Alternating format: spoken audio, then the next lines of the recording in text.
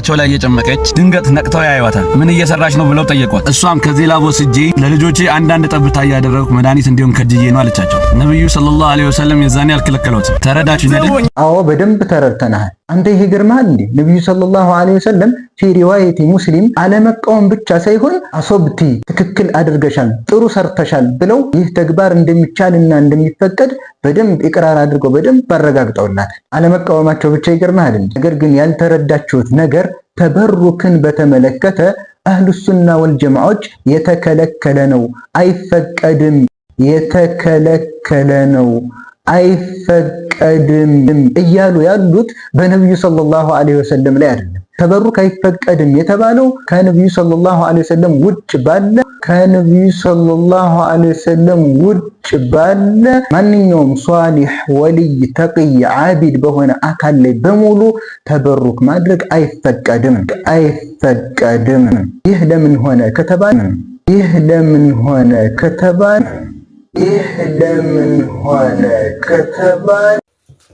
ከነብዩ ውጭ ተበሩክ ማድረግ አይቻልም ነው ጥቅሉን እያለ ያለው። ይህ ደግሞ ምክንያቱ ብሎ እየተናገረ ያለው የራሱን አስተሳሰብ ነው። ሳስበው ወሃብያ በጠቅላላ የሸሪዓተል ኢስላሚያን ቀዋዒዶችን ጭራሽ ማላያችኋትም ይመስለኛል። ምክንያቱም አንድ ነገር ሐራም የምታደርጉት በራሳችሁ እንደዚህ ስለሆነ እያላችሁ ነው።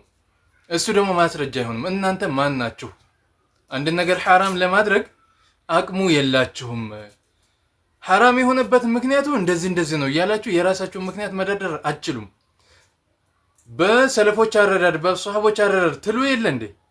ኢዘን ተበሩክ ከነቢያቶች ውጭ አይቻልም፣ ሐራም ነው፣ ሽርክ ነው እያላችሁ እንደምትናገሩት ሁሉ ሐራም ነው የምትሉም ሐራም ነው የሚልን ማስረጃ አምጡልን።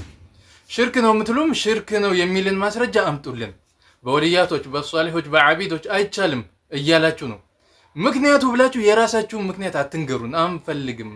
ምንፈልገው ማስረጃ ነው። እስኪ ማን ነው አንተን የቀደመህ? አህሉ ሱና ወልጀማዓዎች ሳይሆኑ ዋሃብዮች ናቸው። እንደውም ከዋሃብዮችም እናንተ መሪዎቻችን ከምትሏቸውም ይሄንን ኢቅራር አድርገውት ያለፉ አሉ፣ በሷሊሆች እንደሚቻል ማለት ነው።